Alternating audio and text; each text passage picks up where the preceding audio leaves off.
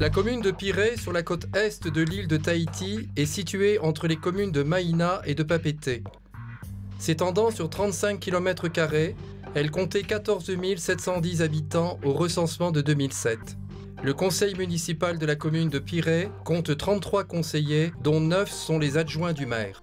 Le maire agit à la fois pour le compte de l'État et pour celui de la commune. Il est chargé sous l'autorité du haut-commissaire de la République en Polynésie française de la publication et de l'exécution des lois et règlements, de l'exécution des mesures de sûreté générale sur le territoire de la commune et des fonctions spéciales qui lui sont attribuées par les lois. Dans la commune, le maire est officier d'état civil et il est également officier de police judiciaire. En tant qu'officier d'état civil, il tient les registres, les livres de naissance, de décès et de mariage. Le maire ou ses adjoints vont également célébrer les mariages. Et à Piré, c'est quelque chose de très important parce que l'hôpital de toute la Polynésie, le grand hôpital, se trouve à Piré. Et la mairie de Piré, notre service d'état civil, enregistre plus de la moitié des 4500 naissances annuelles en Polynésie et également plus de la moitié des décès parce que les gens meurent à l'hôpital. C'est donc le service d'état civil qui garde les registres des naissances, des mariages et des décès et délivre les extraits des actes de naissance, de mariage et des décès à la demande des habitants. La loi oblige à déclarer une naissance à la mairie dans un délai de 3 jours. Seul le mariage à la mairie est légal. Un décès doit être déclaré à la mairie dans un délai de 24 heures. Aucun enterrement ne peut avoir lieu sans l'enregistrement du décès. Et le maire est également officier de police judiciaire, c'est-à-dire que nous avons une équipe de policiers municipaux qui travaillent de 6 heures du matin à 22 heures le soir. Et la nuit, c'est la DSP, la Direction de la Sécurité publique, qui va garder Piré et s'assurer de l'ordre, de la sécurité. Et dans la journée, je dis toujours à mes mouteuils qu'ils sont les yeux, le nez et la bouche du maire, parce qu'ils circulent dans tous les quartiers et ils vont voir qu'est-ce qui va bien et qu'est-ce qui ne va pas bien. Et ensuite, ils viennent me dire « Ah, Tavana, il y a un dépôt d'ordures qui gêne le passage à tel endroit. » Ou alors, il y a une voiture abandonnée sur un passage. Et donc, c'est moi qui leur donne l'ordre, eh bien, de rétablir l'ordre. Également, Piré est une grande ville sportive avec le stade Pater, avec Auraitini-Hau. Il y a de nombreuses manifestations.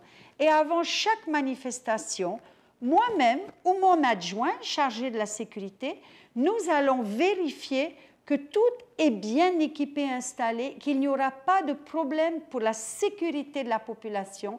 Alors, nous donnons l'autorisation pour que la manifestation se tienne.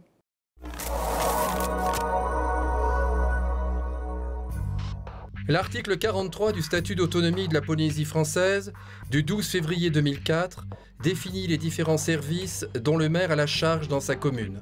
C'est la loi qui dit quelles sont les responsabilités qu'on appelle les compétences des communes.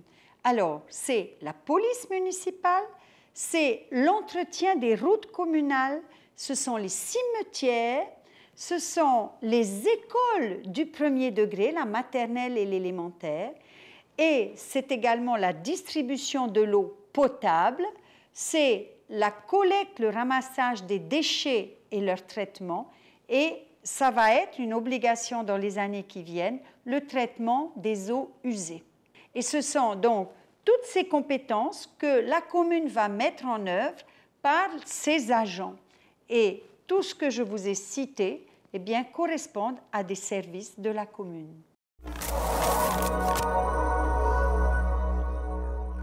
L'État contrôle l'activité du maire. Les communes forment les subdivisions administratives à la tête desquelles se trouvent les administrateurs d'État, délégués du haut-commissaire. Ces administrateurs représentent l'État et apportent la garantie que tous les actes d'un maire respectent la loi. Ils contrôlent les budgets communaux. Ils conseillent et aident le maire et son conseil municipal dans leur travail comme constituer des dossiers pour des projets afin d'obtenir des subventions de l'État, rédiger des arrêtés, trouver des crédits et des solutions aux problèmes de traitement des eaux et des ordures ménagères, conseiller et suivre les constructions scolaires qui dépendent des communes. Alors, si la loi a prévu toutes les compétences que je viens de vous décliner, elle a mis à notre disposition un livre qui s'appelle le Code général des collectivités territoriales, que nous appelons le CGCT, et tout est expliqué, toutes les compétences sont détaillées et on dit comment on doit les mettre en œuvre. Et c'est soit le maire par arrêté, soit le conseil municipal, nous sommes 33 au conseil municipal de Pirée, qui va délibérer et décider. Et il faut que nos décisions soient conformes au Code général des collectivités territoriales et l'État, l'administrateur qui remplace le haut-commissaire, va vérifier que toutes nos décisions sont bien conformes à ce que dit le CGCT.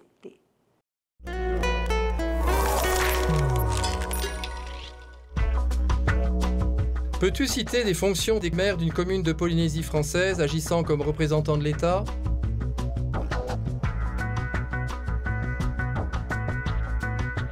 Tous les maires des communes de Polynésie française sont les agents de l'État dans leur commune. Comme officiers d'état civil, ils reçoivent les déclarations de naissance, ils procèdent aux célébrations de mariage et dressent les actes de décès. Ils tiennent les registres et délivrent les actes à la demande des habitants. Par son pouvoir de police, les maires concourent à la sécurité publique et à la tranquillité dans la commune. Recherche et complète avec tes camarades les services communaux qui n'ont pas été cités dans l'émission. Bonne recherche!